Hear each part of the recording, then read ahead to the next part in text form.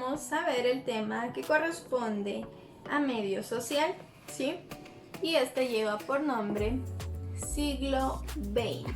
Es un poquito de historia, entonces me van a escuchar hablar un poquito y únicamente vamos a ir apuntando acá palabras claves acerca de este tema, ¿sí? Entonces veamos un poquito de lo que sucedió en el siglo XX. Los gobiernos que dirigieron el país en la primera mitad del siglo XX pertenecían al Partido Liberal. Nosotros ya vimos quiénes eran los liberales y por quién estaba liderado este grupo, ¿sí? Estos se consideraban herederos directos del pensamiento de Justo Rufino Barrios y Miguel García Granados y no permitieron que existiera una verdadera libertad política, sino que únicamente querían ser dictatoriales de todo lo que sucedía en ese gobierno, ¿sí? Tenían todo el poder en sus manos y no respetaban los mandatos de la Constitución de la República, ¿sí? La Constitución de la República es un librito que posee varias leyes y ahí está escrito todo lo que podemos y no podemos realizar, ¿sí? Pero eso ustedes lo van a ver cuando ya estén un poquito más grandes y van a conocer un poco más acerca de la Constitución de la República de Guatemala, ¿sí? Entonces vamos a poner acá que el Partido Liberal estaba liderado por el pensamiento de Justo Rufino Barrios y Miguel García Granados, ¿sí?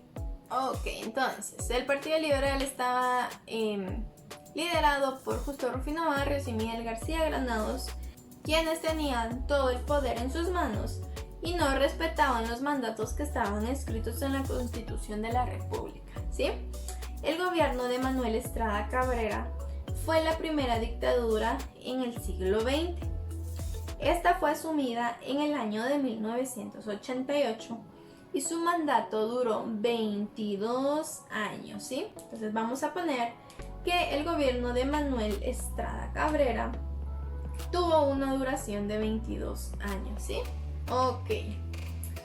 En estos 22 años de gobierno de Manuel Estrada Cabrera pasaron muchas cosas, ¿sí?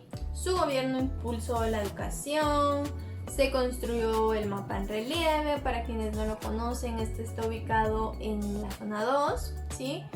Por donde está el hipódromo. El mapa en relieve es precioso. Para quienes no han tenido la oportunidad de visitarlo, pues sería bonito que lo fueran a ver. Y también hubieron varios estudiantes universitarios que fueron fundadores de la Universidad Popular, ¿sí? Para poder dar clases por las noches a los obreros y que pudieran tener educación. En este tiempo también de gobierno se autorizó que compañías norteamericanas ingresaran al país y que se utilizaran bienes nacionales para su beneficio. Una de estas empresas, compañías que pudo ingresar al país es la United Fruit Company, ¿sí? Y sus siglas es UFCO. Esta fue constituida la principal fuente económica de nuestro país Guatemala en esa época, ¿sí? Ya que trajo muchos beneficios en el área económica en el año de 1988, ¿sí? Y fue la primera compañía que fue autorizada para poder utilizar bienes nacionales a beneficio de la compañía, pero esto también generó grandes cambios en el área económica en ese tiempo, ¿sí? En la época de 1988 en Guatemala. También se dio el ferrocarril a una compañía que la convertiría en la International Railways of Central America, ¿sí? Y sus siglas son IRCA. Entonces vamos a poner acá que la primera compañía en ser permitida que ingresara para utilizar bienes del país fue la United Fruit Company, ¿sí? Entonces vamos a poner aquí. Y también vamos a poner que en ese tiempo se le autorizó a otra compañía estadounidense a la cual se le cedió el ferrocarril, y esta fue, entonces tenemos estas dos compañías estadounidenses que tuvieron autorización de ingresar al país para obtener beneficios y que se utilizaran los bienes nacionales en esa época, ¿sí?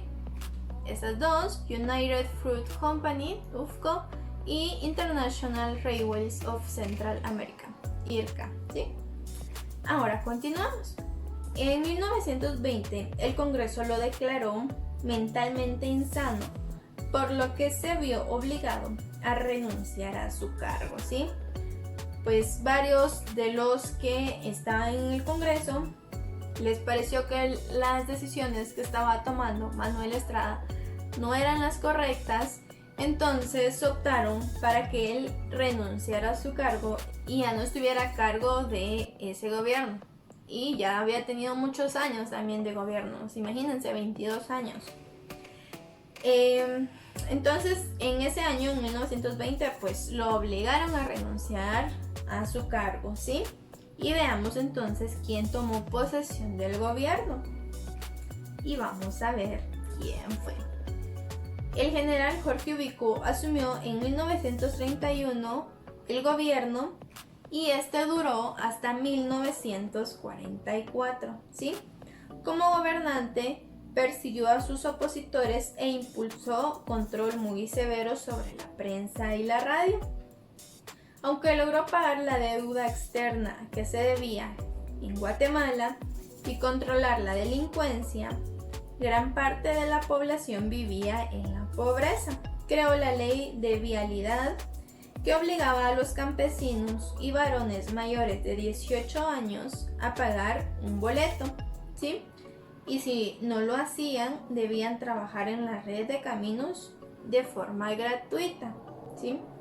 También creó la ley contra la vagancia, con la que se obligaba a los campesinos a trabajar de forma gratuita durante 150 días al año en las fincas de los terratenientes, ¿sí? Entonces todo esto ocurrió en el gobierno del general Jorge Ubico, quien tomó posesión de él en 1931 y este tuvo una duración hasta el año de 1944, ¿sí? Entonces, en este tiempo, en esta época de 1944, surge algo llamado la Revolución de 1944 y vamos a ver qué es un poquito de ello, ¿sí? Entonces veamos. Ok, entonces veamos un poquito de lo que pasó en la Revolución de 1944. Pues. La Revolución de 1944 se dio en el mes de octubre, ¿sí? En octubre de 1944, para que ustedes lo tengan pendiente.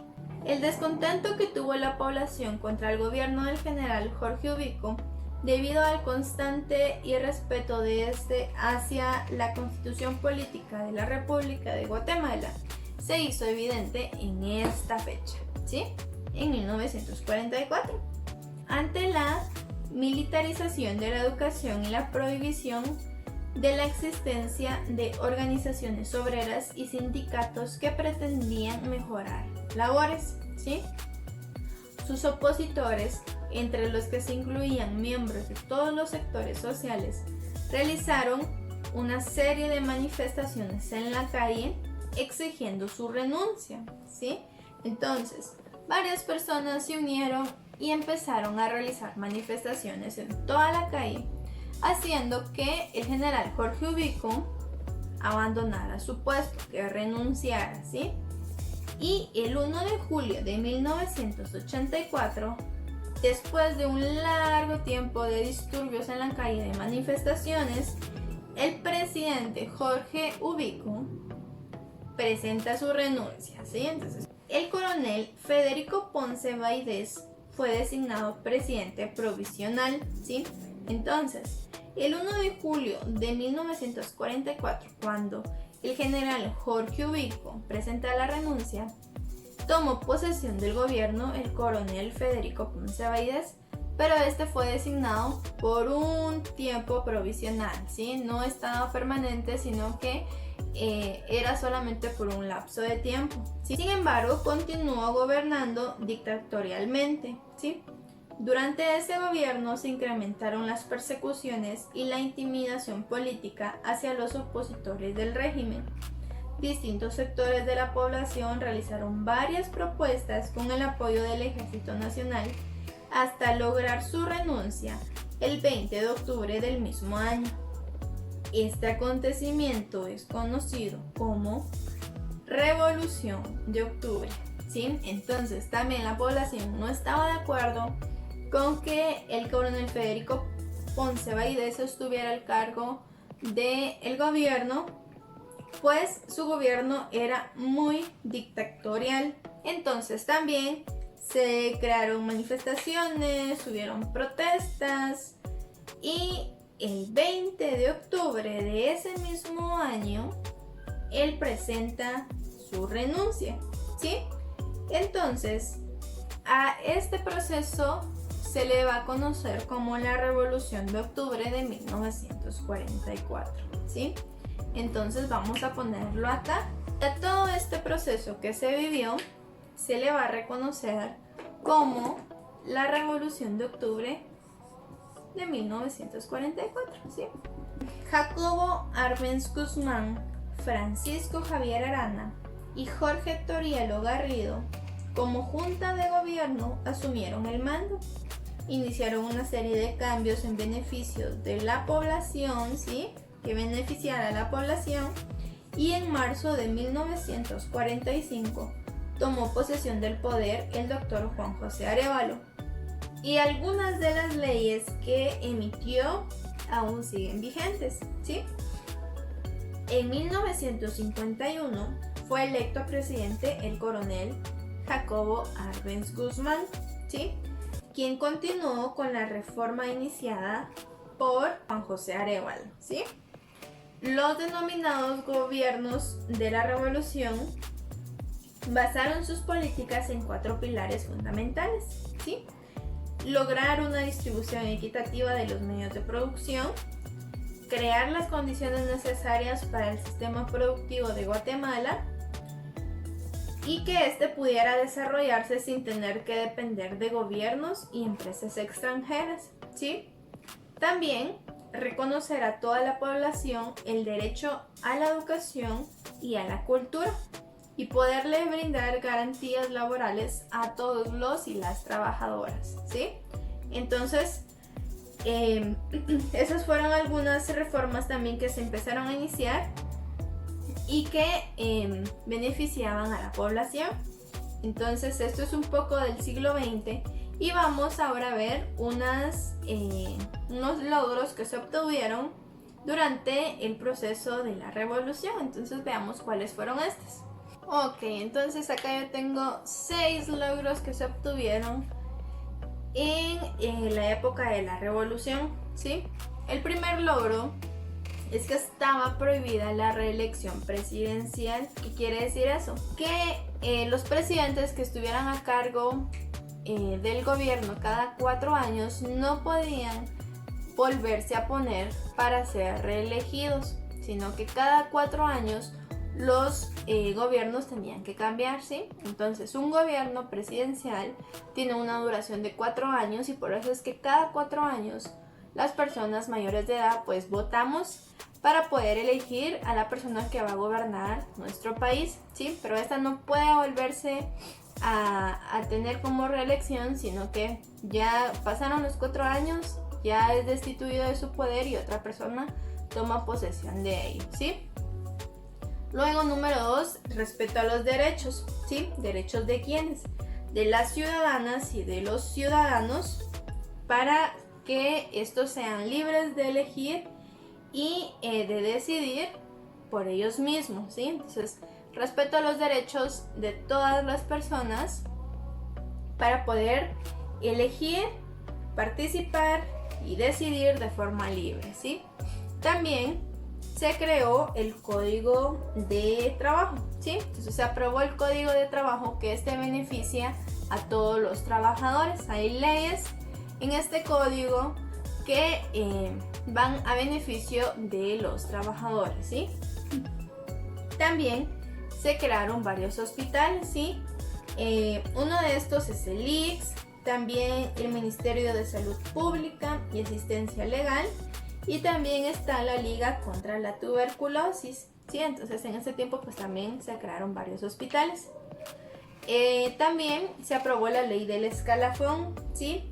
Esta favorece a los maestros, ¿sí? A las personas que trabajan en el gobierno, pues cada cierto tiempo van subiendo de escalafón hasta poder llegar a la letra mayor y después de cierto tiempo poderse jubilar. Entonces esta ley también fue aprobada en ese tiempo y contribuía y beneficiaba a la labor del Magisterio Nacional, ¿sí? Y por último se crearon varias construcciones. Una de ellas es la carretera al Atlántico, ¿sí? También está la hidroeléctrica Jurum-Marinalá y el puerto Santo Tomás de Castilla. Entonces estos fueron algunos logros que se obtuvieron en el proceso de la Revolución de Octubre de 1944, ¿sí? Y esto es un poco de todo lo que sucedió en el siglo XX, chiquillos. Y es el tema correspondiente a esta semana. La próxima semana vamos a seguir viendo un poquito más de lo que sucedió en la segunda mitad del siglo XX, ¿sí? Entonces, si tienen alguna duda pueden hacérmela saber y con mucho gusto yo se las responderé. Y nos vemos la próxima semana con nuevos temas. Bye.